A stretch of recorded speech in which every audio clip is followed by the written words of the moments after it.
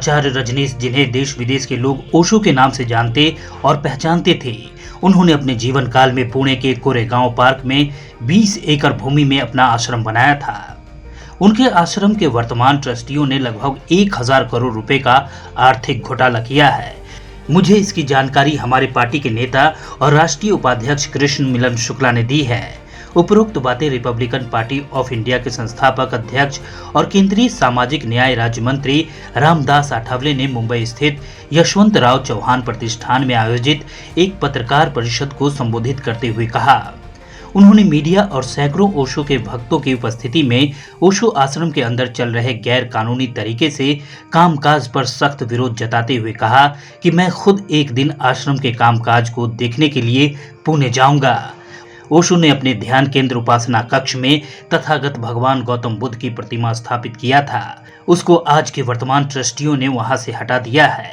उस वर्तमान को उसके पुराने स्थान पर पुनः स्थापित करने की पूरी कोशिश करूंगा और 1000 करोड़ रुपए से अधिक मनी लॉन्ड्रिंग की निष्पक्ष जांच ईडी से कराऊंगा। मुझे ऐसी भी जानकारी मिली है कि आश्रम के संचालन के लिए जो कमेटी बनी है उस पर विदेशी लोगों ने अपना कब्जा जमा लिया है। उसके लिए मैं चाहूंगा कि ओशो के विदेशी और भारतीय शिष्य दोनों ही मिलकर आपसी सहमति से निष्पक्ष रूप से आश्रम का ईमानदारी से कामकाज करें, ताकि ओशो के विचारों का उनके साहित्य सामग्री के माध्यम से पूरे देश विदेश में प्रचार प्रसार हो सके। ओशो के बहुमूल्य विचार और उनका अमर साहित्य हमारे देश और खासकर आने वाली युवा पीढ़ी के लिए एक धरोहर के रूप में सुरक्षित रहना चाहिए। आरपीआई ओशो के आश्रम की जमीन का कभी सौदा नहीं होने देगी और आश्रम में होने वाले गैर व्यवहार को हमारी पार्टी रोकने का काम करेगी।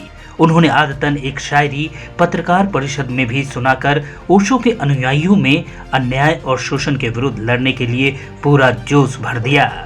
मैं यहाँ आया हूँ आपको न्याय दिलाने के लिए, पुणे जाऊंगा आपके दुश्मनों से बदला लेने के लिए। फिर तो रामदास आठवले आगे बढ़ो, हम तुम्हारे साथ हैं का जोरदार नारा ओशो के शिष्यों ने कई बार लगाया। कृष्ण मिलन शुक्ला ने पत्रकारों से मुखातिब होते हुए कहा कि इस सभागृह में प्रवेश पर इतनी बड़ी संख्या में ओशो के शिष्यों को देखकर मुझे यहाँ ओशो की उपस्थिति का एहसास हुआ। मेरा ऐसा मानना है कि आज भी ओशो की नज़र उनके सच्चे शिष्यों पर है।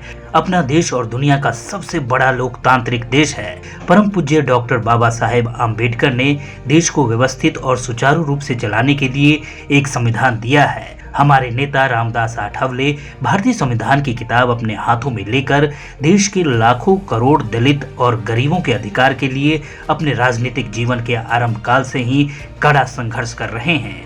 रामदास आठवले को केवल रामदास आठवले न कहकर अगर उनके संघर्ष का नायक रामदास आठवले कहा जाए तो इसमें किसी को कोई भी आपत्ति नहीं होनी चाहिए। आज हम सभी के लाडले नेता रामदास आठवले सामाजिक न्याय मंत्री की हैसियत से पूरे देश में घूमकर देश के शोषित और दबे कुचले लोगों को न्याय दिलाने के लिए आज यूपी तो कल बिहार, फिर असम, कभी पंजाब तो बंगाल और कश्मीर से कन्याकुमारी तक हमेशा दौरे पर रहते हैं। मैंने ओशो आश्रम में हो रहे घोटाले की विस्तृत जानकारी अपने राष्ट्रीय नेता को दे दिया है। श्री शुक्ला ने अपने भाषण के समापन पर उन्होंने आश्रम में हो रहे घोटाले की जांच किसी केंद्रीय एजेंसी से कराने और फास्ट ट्रैक कोर्ट में चलाकर इसका निपटारा कराने की अपील रामदास आठवले से किया। उन्होंने इसके अलावा ओशो फ्रेंड्स फाउंडेशन के सदस्यों और उनके सैकड़ों शिष्यों को इस बात का पूरा भरोसा दिलाया कि जिस तरह हमारे नेता देश भर के लोगों को न्याय दिलाने का काम कर रहे हैं, उसी तरह ओशो के शिष्यों को भी पूरा न्याय दिलाने का काम करेंगे। मैं यह बात पूरे यकीन और विश्वास के साथ कह रहा हूँ। उनके इस तरह के आश्वासन से प्रसन्न ओशो के अनुयायियों की तालियों से पूरा सभागृह गूंज उठा।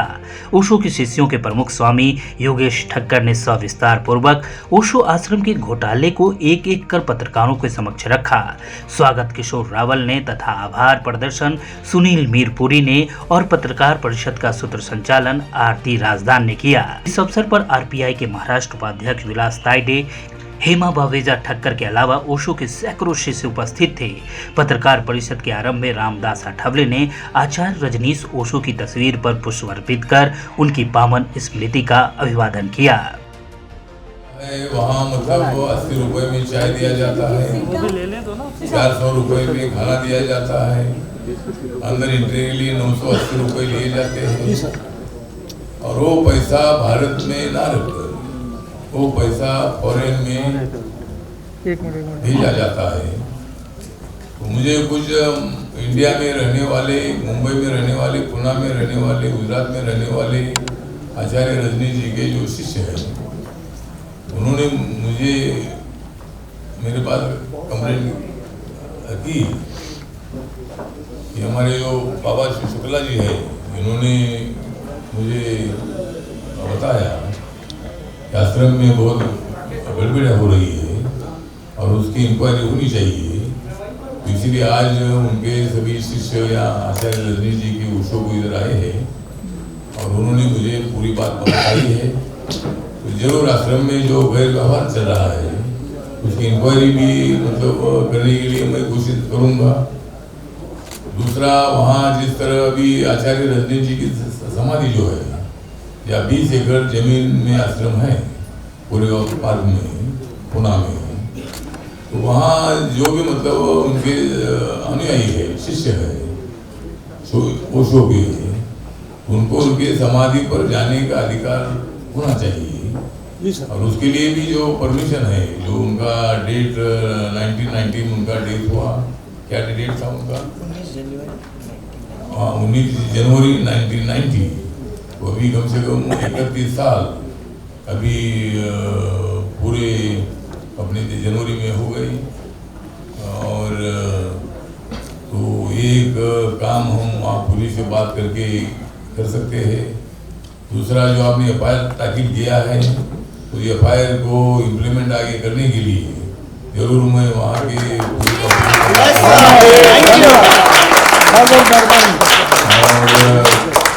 जरूर इसमें जो गलत हो रहा है वो भी ठीक नहीं है। और इंडिया के लोगों के हाथों से पूरा आश्रम फॉरेनर के हाथ में नहीं जाना चाहिए। फॉरेनर भी रहो, लेकिन इंडिया के लोगों को साथ में लेकर यहाँ आश्रम चलाना चाहिए। उनको अलग करके आप आश्रम नहीं चला सकते। आप भी फॉरेन के होने के बावजूद भी ओशो के भक्त बने, अच्छी बात है, हमें उसका गर्व है। लेकिन जो कुछ काम चल रहा है ऐसा नहीं होना चाहिए। तो इसके लिए उन्होंने मेमोरेंडम हमको दे दिया है और उसकी पूरी इंक्वायरी करने की कोशिश हम करेंगे। और आपको मतलब इन जिन लोगों ने हमें हमारे पास मांग किया है उनको न्याय देने की कोशिश मैं सामाजिक न्याय और अधिकारिता मंत्री के नाते और रिपब्लिकन पार्टी ऑफ इंडिया के अध्यक्ष के नाते मैं जरूर इसमें ध्यान दे दूंगा और इसकी पूरी इंक्वायरी करने की कोशिश मैं करूँगा। Bureau report.